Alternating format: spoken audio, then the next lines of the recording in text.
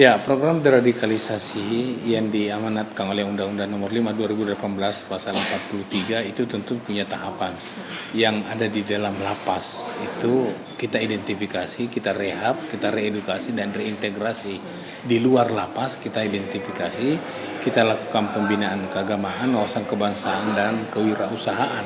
Ada dua program yang menarik baik di dalam maupun di luar lapas. Di dalam lapas yaitu reintegrasi bagi mereka yang keluar. Kemudian di luar lapas itu kewirausahaan. Nah, bagi mereka yang berpotensi atau yang bersimpatik dengan aksi bom katedral kemarin, itu tentu kita menggandeng napi-napi teroris binaan sebelumnya yang sudah kooperatif untuk kita maksimalkan pembinaan, pendampingan dan pemberdayaan terutama kewirausahaan. Bapak Kepala tadi menegaskan akan kita maksimalkan yayasan yang sudah ada. Nah, yayasan ini diurus oleh mantan-mantan teroris dan yang bersimpatik agar nanti jangan ada yang bersimpati kedua, ketiga dan keempat bersama suami istri melakukan bom bunuh diri lagi. Karena si pelaku kemarin ini kan bukan mantan teroris. Tetapi itu kan lebih berbahaya. Kalau mantan teroris kan datanya sudah diketahui. Dia sudah tahu caranya dan dia sudah mengatakan tobat.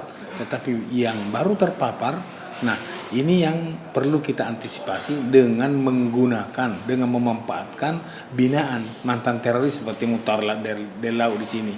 Tentu mereka tahu kantong-kantong person-person, kelompok-kelompok, uzra, keluarga, jaringan, orang dan kelompok orang terpapar yang bisa mereka ajak. Nah, disinilah program deradikalisasi tidak seformal apa yang dalam bahasa undang-undang. Bisa saja namanya pembinaan wawasan kebangsaan, tetapi kita berpindah dari pintu ke pintu, melakukan dialog kebangsaan dengan melibatkan dialog kebangsaan keagamaan dengan melibatkan pemerintah daerah, RT RW, Bapak Wali Kota. Di sini banyak programnya, diantaranya yang menarik tadi itu membuat magnet itu agar orang melengket ke dia, agar orang-orang mantan teroris ini menjadi magnet bagi kelompok radikal, orang dan kelompok orang terpapar.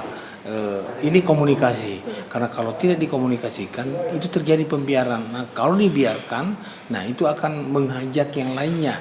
Ditanamkanlah bahasa-bahasa yang mengatakan ini tidak adil, ya, mengatakan dendam dan lain sebagainya. Karena deradikalisasi sejatinya adalah pembinaan, pendampingan dan pemberdayaan. Bukan hanya BNPT yang bisa melakukan deradikalisasi. Deradikalisasi bahasa Kementerian Agama itu adalah moderasi beragama. Bagaimana mereka beragama, dimoderasi pemahamannya, bukan agamanya yang dimodernisasi, tetapi pemahamannya yang dari tekstual menjadi kontekstual. Misalnya tekstualnya itu pesan agama, jagalah diri dan keluargamu dari siksa neraka, tetapi konteksnya dia salah maknai bahwasanya menjaga diri dan keluarga dari siksa neraka, kita harus mengejar sorga dengan cara melakukan bunuh diri. Nah, ini kan tidak benar. Akhirnya merusak keluarga, merusak bangsa, merusak negara, dan merusak keluarganya sendiri. Dan yang celaka kalau itu dia dasarkan pemahamannya dari salah satu ajaran agama, terutama Islam. Padahal tidak ada ajaran yang memerintahkan untuk melakukan aksi bom. Jangan bom bunuh diri, mengebom di tengah halayak keramaian sangat tidak dibenarkan oleh aturan, oleh agama, oleh adat dan lain-lain sebagainya. Akhirnya mereka sadar, mereka bisa berubah, mereka bisa menurun dari yang tadinya sangat militan turun menjadi hanya mendukung.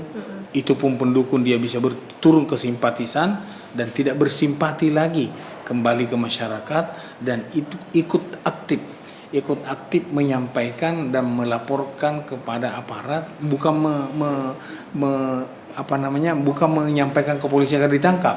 Tidak, karena ada RT, ada RW, tentu ini lingkungan di mana berada tokoh masyarakat, tokoh agama merangkul mereka bahwasanya yang Anda lakukan itu tidak sesuai dengan dan tidak ada dasarnya dalam budaya asli bangsa Indonesia yang saling menghargai, yang tidak beragama saja saya kira sangat merindu kedamaian, ketenteraman dan harmoni. Bagaimana kalau kita orang Makassar memiliki siri napace, ini adalah falsafah yang dimiliki bahwasanya pantang menyerah, dia teguh melakukan sesuatu yang benar.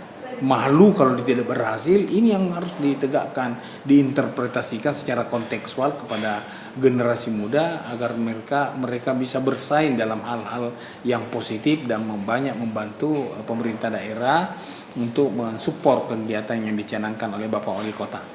Jadi aksi heroik seperti itu satu sisi itu menjadi pembelajaran, peringatan kepada seluruh komponen bangsa, terutama kita generasi muda. Tetapi media juga di sini harus memberi warning agar jangan setiap orang bisa men-share ya aksi-aksi yang tidak layak dikembangkan, karena itu tidak ada manfaatnya. Yang pasti kita harus sama-sama bersinergi di dalam melakukan counter narasi dan counter propaganda.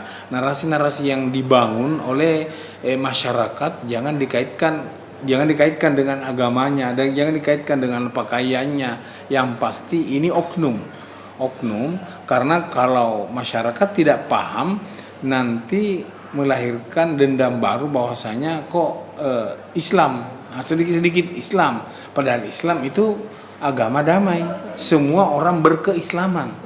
Cuma agamanya yang beda, ada Islam, ada Kristen, ada Katolik, Protestan dan seterusnya.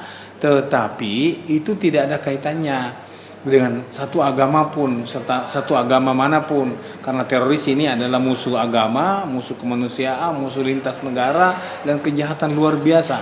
Olehnya itu penangkapan yang terjadi di banyak titik itu hasil dari pengembangan. Tidak ujuk-ujuk lantas aparat langsung menangkap. Buktinya setelah penangkapan, setelah kasus Makassar kan dikembangkan ke Condet di Jawa Barat ya, kemudian selanjutnya di wilayah lain, dan itu ada keterkaitan dan bahkan sudah siap bom untuk diledakkan. Nah, disinilah perlunya masyarakat bersinergi mengingatkan generasi muda agar jangan dia terpapar, terutama mantan teroris. Mantan teroris di sini sangat-sangat diharapkan memiliki peran utama karena mereka pernah mengalami, mereka pernah terjun, mereka pernah ditahan. Mereka harus bahasakan bahwasanya yang Anda lakukan itu kami sudah lewati 4-10 tahun yang lalu. Kita harus kembali, dan inilah jihad. Jihad itu bukan bunuh diri. Hijrah itu bukan berpindah ke tempat yang lebih merusak. Hijrah itu adalah transformasi untuk menjadi lebih baik untuk hari esok dan buat generasi bangsa dan agama.